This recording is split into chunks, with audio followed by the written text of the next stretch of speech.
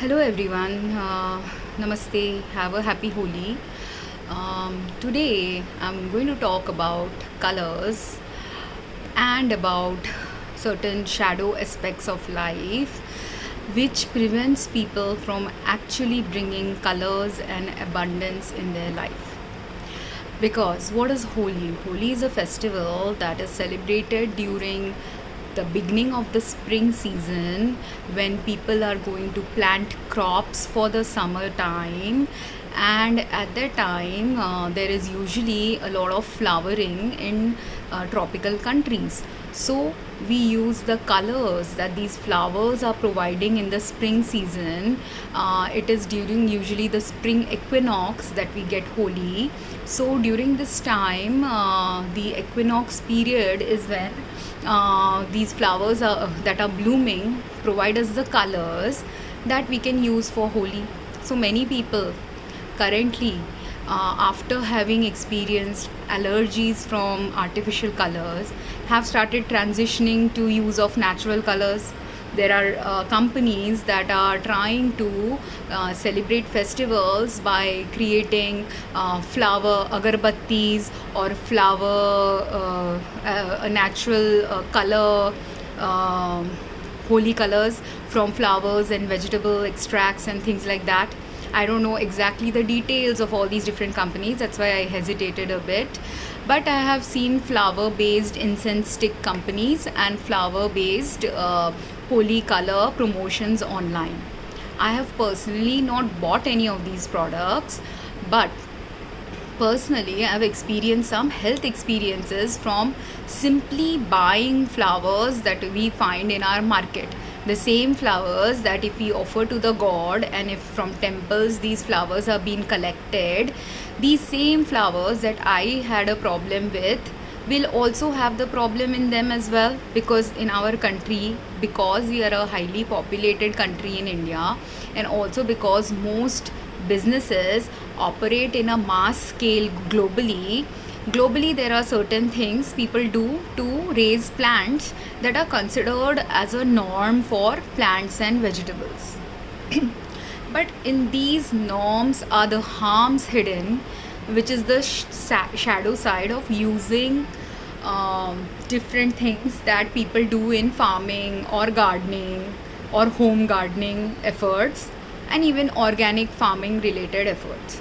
And not just farming, but in businesses too, people are doing practices which have a overall health impact, that which is the hidden health impact that people are not realizing from their daily patterns of daily lifestyle choices that they have been learning either from their books, either from their technical experiences as a certain tech person, engineer, pharmacist, healthcare professional, farmer, whoever you are, whatever profession you hold, a business person. There are certain trends and norms that have been going on for decades in our professions.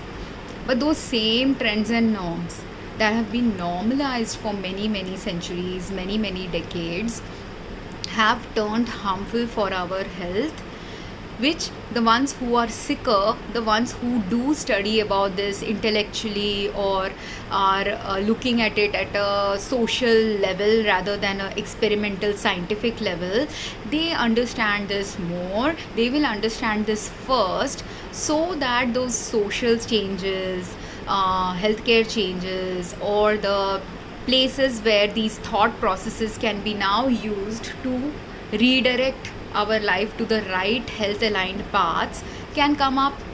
So I am making these videos where I have posted about pesticide use, harms of mosquito repellents, and different kinds of things, because these are all impacting not just my health but the health of everyone I know in my life, from my friends to co-workers to random strangers I meet when I'm traveling, to people I have worked with or spoken online, people I know I don't even know, but because I do meditation and certain higher vibrational activities I have done in the past, I also have some extra sixth sense abilities as well that help me in discerning who is sick, why are people getting sicker, what is going on earth that people have to awaken to.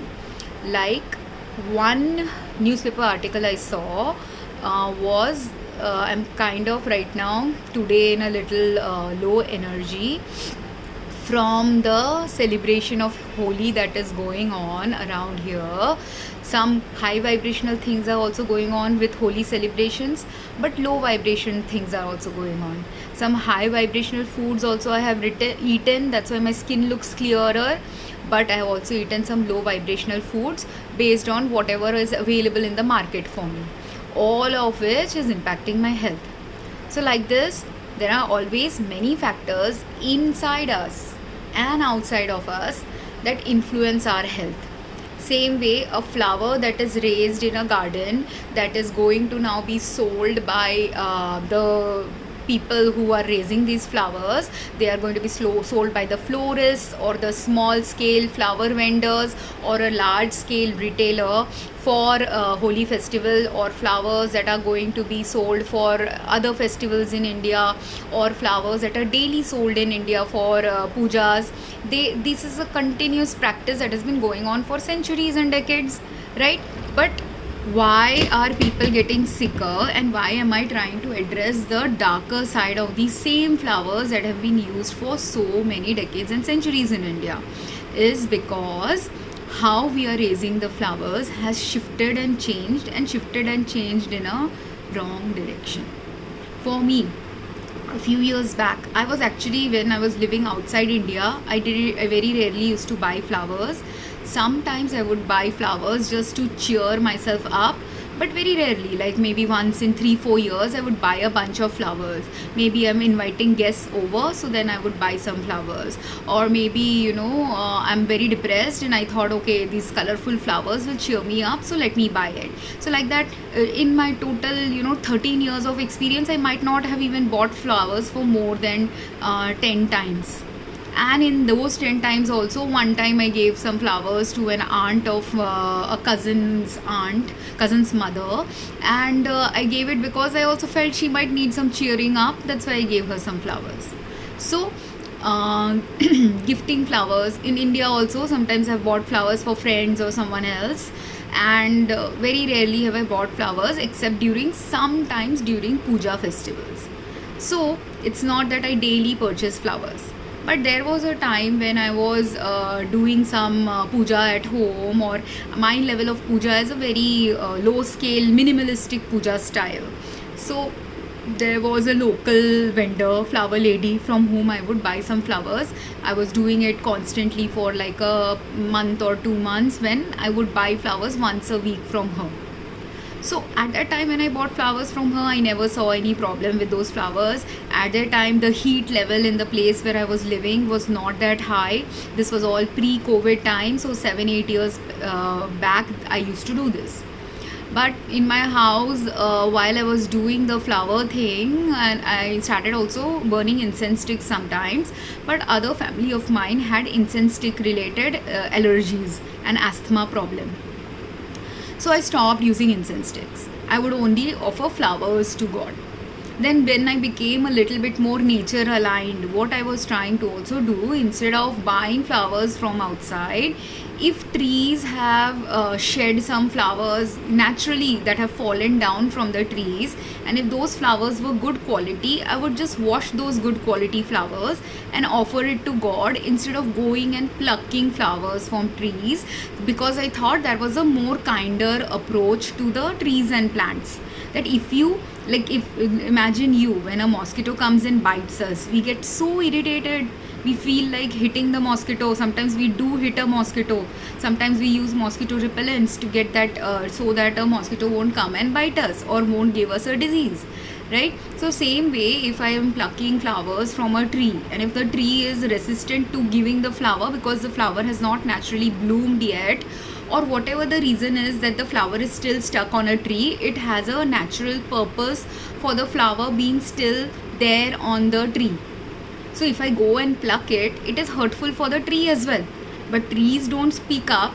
There are modern technologies which are trying to track this about flowers, and they can maybe do this experiment if they are listening to this video. to see whether a flowering tree or a plant will cry or show some pain when it is taking when flowers are being picked from them.